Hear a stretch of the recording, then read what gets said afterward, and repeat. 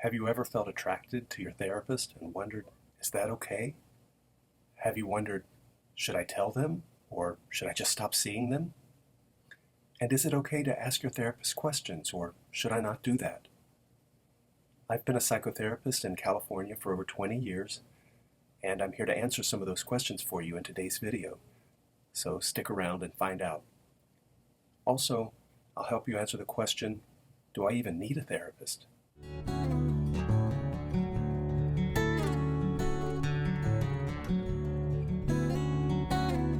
Hi, I'm Kellum Lewis. I'm a licensed marriage and family therapist, psychotherapist in California, and also a certified clinical ecotherapist. And I just thought I would give you a few thoughts today about how to find a good therapist, a therapist that's a good fit for you. A lot of times people have all kinds of questions when they are looking for therapy, and they don't know how to go about finding a therapist. They don't know the questions to ask. They don't know what to look out for. So I thought I'd give you some tips maybe that you could try and see how it goes for you if you're looking for a psychotherapist, as well as maybe some questions around whether or not you need a therapist. The first thing and the most important thing is that the therapist needs to be a good fit for you. You need to feel comfortable with your therapist. You need to feel connected with your therapist. And maybe sometimes that takes a little bit of getting to know the therapist, getting to know each other. But if it's not clear in the first, after the first few weeks that you feel comfortable or connected to this therapist, it might be good to keep looking around. Studies have shown that the most important indicator for success in therapy is that you feel connected to your therapist. So if that's not happening, in a way you might be setting yourself up for not the best success with a therapist. We never know. These things can develop over time. Relationships do take some time to develop. But if it's not pretty clear to you after the first few sessions, you might start looking elsewhere. Another thing that's really important is that you get all of your questions answered. It's okay to ask questions. It's great to ask questions. You should have all of your questions answered before you start working with a therapist so that you feel comfortable and connected to them. Don't be afraid to get all of your questions answered. It can be anything, whatever's important to you. So if you want to know your therapist's credentials, where they went to school, what kind of therapy they do, how long they think it's going to take, do they have parking? Do they validate? Anything that you feel is important to you, feel free to ask. Don't be afraid to ask about the fee. I know a lot of times clients are a little bit shy about asking about those kinds of things. Don't be afraid to ask about the fee. You should know that up front. Now, sometimes you might have questions about how long is this going to take? What sort of guarantee do you make in terms of psychotherapy? We really can't make much of a guarantee in terms of psychotherapy, to be honest. We never know. Sometimes the therapy goes well, sometimes it goes fast, sometimes it doesn't go. Sometimes clients come in expecting miracles, and sometimes clients want the therapist to do all the work. Really, the work that's to be done in therapy can take a while, especially if you've been looking at life one way for a particularly long time. It might take a while for you to change your view of your life. You might think about the idea of working with a therapist like at least once a week for give it a good 6 months if you feel comfortable with that therapist and see how things are going. And then do a check-in. Don't be afraid to check in with your therapist and say, how do you think this is going? Here's how I think it's going. Communication is so important. It's really important that you feel that you can trust your therapist. You may not know that right away, but hopefully after the first few sessions, you're going to feel comfortable and feel that you can tell them whatever you need to tell them, that you can be upfront with them. Because it's really hard for your therapist to help you if they're not getting the whole story. So that's really important that you feel that you're safe with this person, you can trust this person, you can tell them whatever's on your mind, and that they're not going to either attack you or shame you in any way, that you know that you can trust this person is really important. Here's maybe some red flags. If you get this from your therapist, probably better to consider a different therapist.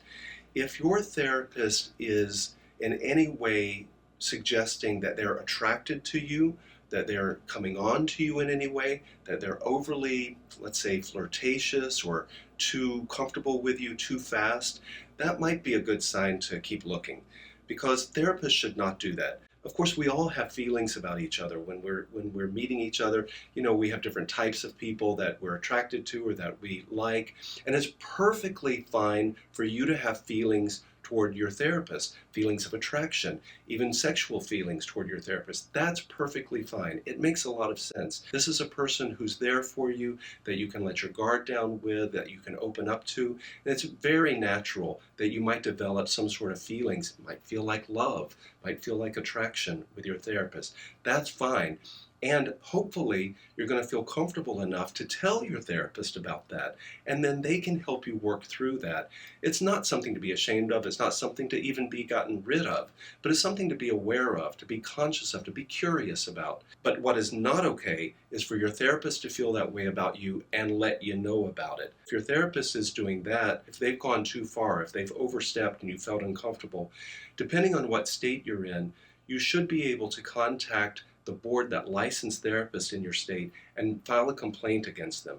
If they've ever tried to come on to you, sometimes with certain clients, they actually have gone too far and developed relationships or a sexual relationship with their clients. That's not the way therapy should go. Something else to be aware of when you first start therapy, there's a phenomenon that we sometimes call the pink bubble. The pink bubble is where you start to see someone.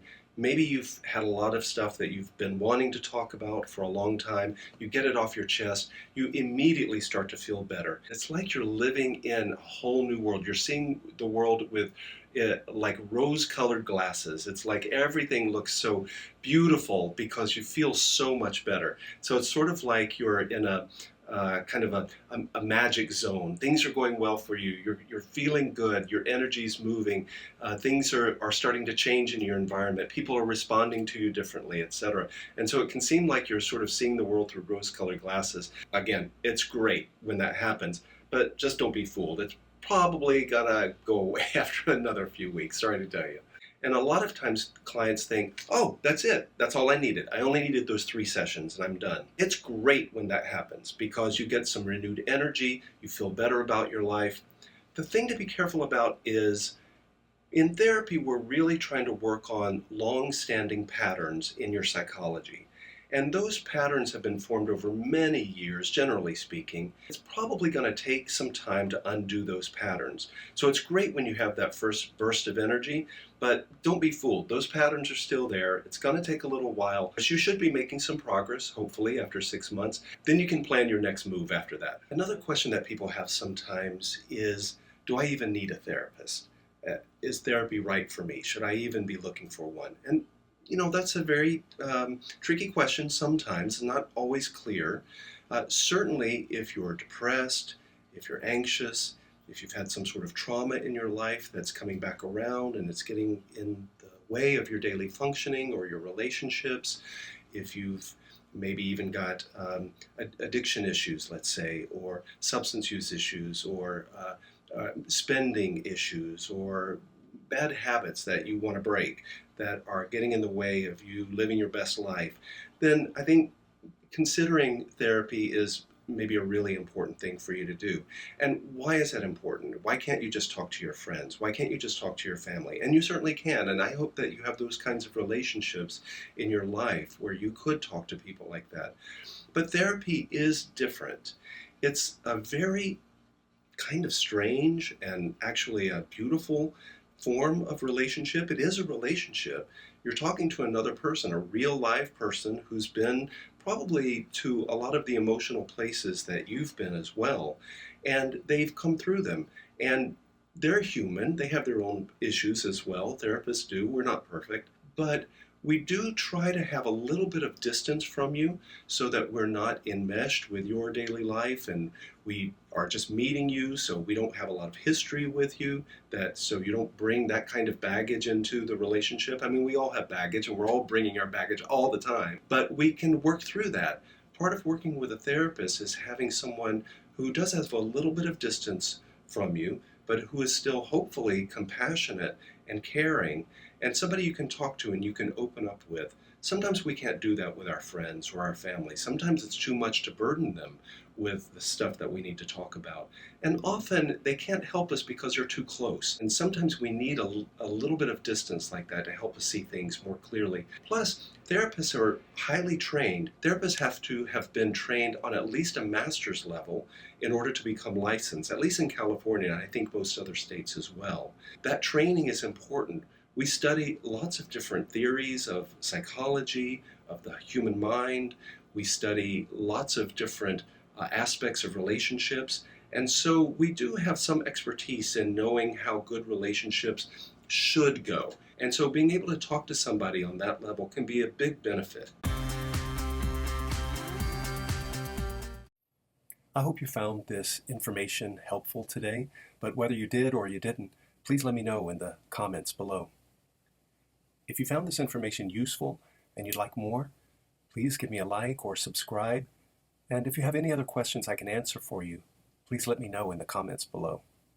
Also, if you're interested in psychotherapy for yourself or someone else, please feel free to check us out on the web. We're called Clarity and Growth Center for Psychotherapy, and we have offices in Pasadena and San Marino, California. We offer in-person sessions for people who are close by and telehealth for people all over California. I'll put a link in the description. Thanks for watching. I appreciate your support. And let me know if you have questions or comments. I'd love to hear from you. Meet you here next time.